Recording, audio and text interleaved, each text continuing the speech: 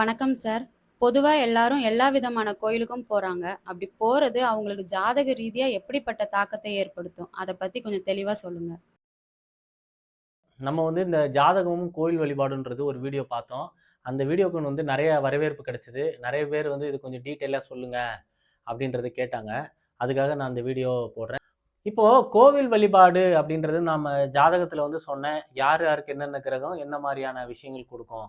ஒரு கிரகம் ஒரு ஒரு சில விஷயங்களுக்கு நல்லது குடுக்கும். ஒரு சில விஷயங்களுக்கு கெடுதல் குடுக்கும். இது கால வரையறை மூலமாவும் நம்ம இந்த கோயில் வழிபாடு பண்ணலாம். சில காலங்கள் இந்த தெய்வத்த வழிபாடு பண்ணலாம். சில காலங்கள் இந்த தெய்வத்த வழிபாடு பண்றத விட்டுட்டு வேற வழிபாடு பண்ணலாம். இப்ப நீங்க ஏதோ ஒரு பிரச்சனையில இருக்கீங்க. இப்போ உங்களுக்கு மன வாழ்க்கையில ஒரு பிரச்சனை வருது. சரியா? அது 6, 12ன்ற பாவம் இயங்கிட்டு இருக்கு. இப்போ இந்த நேரங்கள்ல நீங்க 5, 11 கூடிய தெய்வ வழிபாடு. இப்போ ஒரு உதாரணத்துக்கு உங்களுக்கு 6, 12 சனின்னு வச்சுப்போம். சரியா? இது தசா ரீதியா உங்களுக்கு 6, 12 சனி தொடர்பு வச்சிருக்குது. சரிங்களா? கொடுப்பின ரீதியா இல்ல. வெறும் 6, 12 தச ரீதியா உங்களுக்கு வச்சிருக்கு. இப்ப நீங்க சனீஸ்வரர போய் வழிபாடு பண்ணீங்கன்னா, உங்களுக்குள்ள அந்த பிரிவினை, குடும்ப வாழ்க்கையில உள்ள பிரச்சனை பிரிவினை உங்களுக்கு அதிகமாகும். சரியா? இத கண்ட்ரோல் பண்றதுக்கு என்ன பண்ணலாம் அப்படின்னு பண்ணீங்கன்னா, 5, 11 உடைய தெய்வங்கள வழிபாடு பண்ணலாம். உதாரணத்துக்கு 5, 11 ராகுவா இருந்ததுன்னா, ஒரு கிராம தேவதை வழிபாடோ, இல்ல துர்க்கை வழிபாடோ நீங்க பண்ணீங்கன்னா, இந்த தாக்கத்திலிருந்து கொஞ்சம் குறைஞ்சுக்கும்.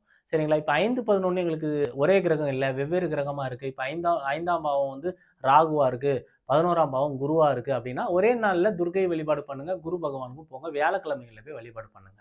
இப்படி பண்றதுனால அந்த சனியோட தாக்கம் இதுல குறையும். இது கால வரையறைக்கு உட்பட்டது. சில காலங்கள் மட்டும் போலாம். பொதுவா ஒரு ஜாதகத்துல 1, 7, 5, 11ன்றது நியூட்ரலான பாவம்.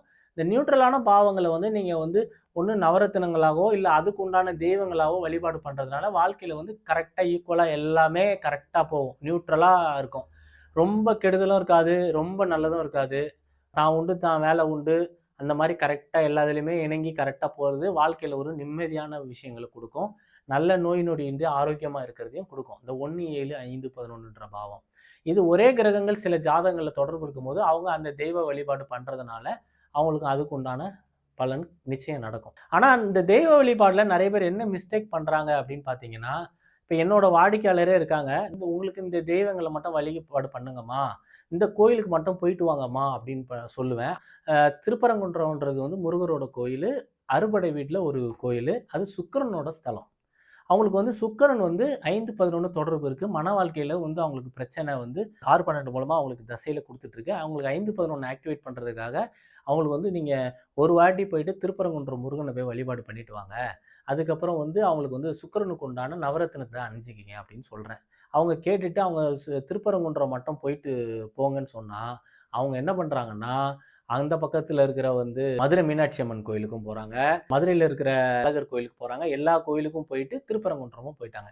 இப்படி பல்வேறு விதமான கோயிலுக்கு போம்போது, அது கோயிலுக்குன்ட்டு ஒரு சில கிரகங்க அமைப்பு இருக்கும் இல்லையா? இப்போ நம்ம திருப்பரங்குன்றத்துக்கு சுக்கிரன் சொல்ற மாரி, மதுரை மீனாட்சி அம்மன் புதன். அழகர் கோயிலுக்கு ஒரு கிரகம். அந்த மாரி ஒவ்வொரு கிரகங்களும் கலந்து பண்றதுனால, அவங்களுக்கு நல்லதும் கெடுதலும் ஈக்குவல் ஆயிறதுனால, அவங்க தேடி போன பலன் நடக்காம போயிரும். அதனால, அவங்க நம்ம என்ன சொல்றோமோ, அத மட்டும் அவங்க வழிபாடு பண்ணா, அவங்களுக்கு அந்த காலகட்டத்தில இருக்கக்கூடிய பிரச்சனைகளை சரி பண்ணலாம்.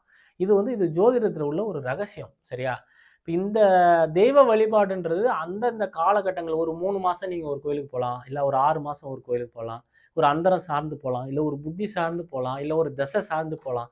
நல்ல விஷயங்கள உங்களுக்கு ஆக்டிவேட் பண்ணிக்கிறது இந்த மாரி கோவில் வழிபாடு மூலமா பண்ணலாம். இப்போ உதாரணத்துக்கு பார்த்தீங்கன்னா, என்னோட கிளையண்ட் ஒருத்தவங்களுக்கு நான் இந்த கோயிலுக்கு போகணும்ன்றத சொல்லல. தானா அவங்க போயிட்டு வேற யாரோ பக்கத்துல சொன்னாங்க அப்படின்னு சொல்லிட்டு, அவங்க மகனுக்காக அவங்க அந்த கோயில் வழிபாடு பண்ணிக்கிறாங்க. அந்த கோவில் வழிபாடு பண்றதுனால அவங்களுக்கு என்ன தாக்கம் ஏற்படும் அப்படின்றது அவங்களுக்கு தெரியாம பண்ணி, இப்போ அவங்களுக்கு மன வாழ்க்கையில பிரச்சனை, தேவையில்லாத விஷயங்கள்ல மாட்டிக்கிட்டாங்க. மனம் பெரிய லெவல்ல கஷ்டம் ஆகி, மனம் உடைஞ்சு போய் ரொம்ப வேதனையா இருக்காங்க. இப்படிலாம் பண்ணக்கூடாது. அவங்களுக்காக நீங்க போறது, நீங்க உங்களுக்காக அவங்க போறது, சரியா? முதல்ல குழந்தை உங்க சார்ந்த விஷயங்களுக்கு நீங்க போலாம். மத்தவங்க சார்ந்த விஷயங்களுக்கு நீங்க போக்கூடாது. அவங்க தான் போணும். அவங்க போல அப்படின்னா, அதுக்கு வேற விதமான ஒரு சில விஷயங்கள் பண்ணி பார்க்கலாம். சரியா? இப்போ பரிகாரமே இல்ல, பரிகாரம் பண்ணக்கூடாதுன்னா, கோவில்ல போயிட்டு நீங்க எதுவுமே பண்ண தேவையில்லங்க. நீங்க அந்த சாமிய போய் கும்பிட்டு வந்தாலே போதுங்க. விளக்கு போடணும். சில பேர் என்ன பண்றானுங்கன்னா, அந்த ஜோதிடத்த கெடுத்து விடுறதே இவனுங்க தான். அரையும் குறையுமா ஜோசியத்த கத்துக்கிட்டு மீடியால என்ன பேசுறாங்க அப்படின்னா, ஆமணக்கு எண்ணெயில விளக்கு போடுங்க. விளக்கெண்ணெயில விளக்கு போடுங்க. தேங்காய் எண்ணெயில் விளக்கு போடுங்க, உங்களுக்கு கடன் தீரணுமா வந்து இது பண்ணுங்க, உங்களுக்கு வந்து ஏதாவது பிரச்சனையா செல்ஃபி எடுத்து டெலீட் பண்ணுங்க. இந்த மாதிரி அரகுர ஜோசியர்கள் சொல்றதை நம்பி ஜோதிடமே கெட்டு வீணா போச்சு. அதில் அப்படிலாம் நடக்காது. ஒருத்தன் ராசியை வச்சே சொல்லுவான், பிறந்த ராசியை வச்சு. அது ராசியே நிலை இல்லைன்னு நம்ம சொல்லிட்டு இருக்கோம். அந்த ராசிக்கு உண்டான கோயிலை போகிறது, அந்த ராசிக்கு உண்டான நவரத்தினங்களை போடுறது, மொத்தத்தில் வீணா போகிறது.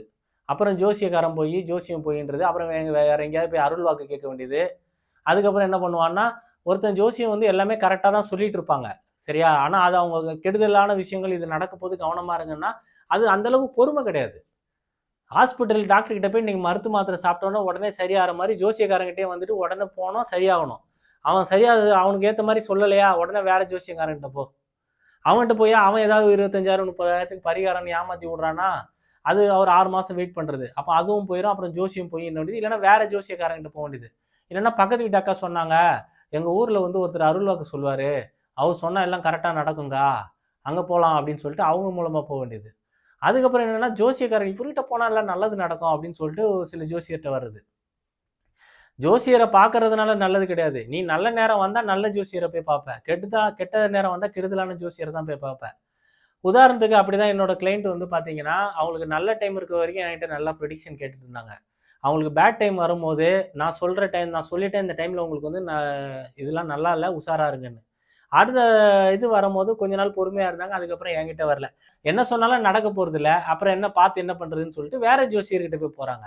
வேற ஜோசியர்கிட்ட போய் பார்த்து ஏமாறுறதுக்கு உண்டான வழிய அவங்களே தேடிக்கிறாங்க. இந்த மாதிரியும் ஒரு சில விஷயங்கள் நடக்குது. இப்ப தெய்வ வழிபாட்டுல வந்து ரொம்ப முக்கியம். அவங்கவங்களுக்கு உண்டான ஃபேவரான தெய்வங்களே வழிபாடு பண்ணுங்க. அது உங்களுக்கு நல்லது நடக்கும். கெடுதலான நேரம் வரும்போது, அந்த கெடுதலை தடுக்கக்கூடிய பாவங்களுக்கு உண்டான கிரகங்களை போய் வழிபாடு பண்ணீங்கன்னா, கிரகங்களுக்கு உண்டான தெய்வங்களை போய் வழிபாடு பண்ணீங்கன்னா, அந்த இதுலேருந்து தற்காலிகமா தப்பிக்கிறதுக்கும் ஒரு வழிமுறை இருக்கு. அது தெரிஞ்சுக்கிட்டு பண்ணுங்க. ஒண்ணும் இல்லையா, இப்போ வந்து ஒருத்தவங்களுக்கு நல்ல டைம் இருக்கும்போது நல்ல ஜோசியரை பார்ப்பாங்க. கெடுதலான நேரம் வரும்போது கெட்ட ஜோசியரை போய் பார்ப்பாங்கன்றது. கெட்ட ஜோசியர்ன்றத விட, அவங்க சரியான பலன சொல்ல முடியாத அளவுக்கு, இவங்க போய் பரிகாரம் அது இதுன்னு தேடி போய் பணத்தை வீணாக்குங்க. அந்த கெடுதலான நேரம் அந்த மாரி விரயமாகக்கூடிய அமைப்பு அவங்களே தேடி போய்க்கிறாங்கன்றதும் சொல்லிக்கலாம். மொத்தத்துல தெய்வ வழிபாடும், ஜாதகமும் சிறந்த ஆலோசனை பேர்ல நீங்க கரெக்ட்டா வழிபாடு பண்ணி வணங்குனீங்கன்னா, உங்களுக்கு அந்த கெடுதலான விஷயத்தையும் உங்களுக்கு சரி பண்ணக்கூடிய அமைப்புகள் உண்டு. அதனால நல்ல ஜோதிடரை அணுகி அதெல்லாம் தெரிஞ்சுக்கிட்டு, உங்க வாழ்க்கையில எல்லாம் வளமும் பெற்று வாழ வேண்டும் என்று வாழ்த்தி விடைபெறுகிறேன். நன்றி, வணக்கம்.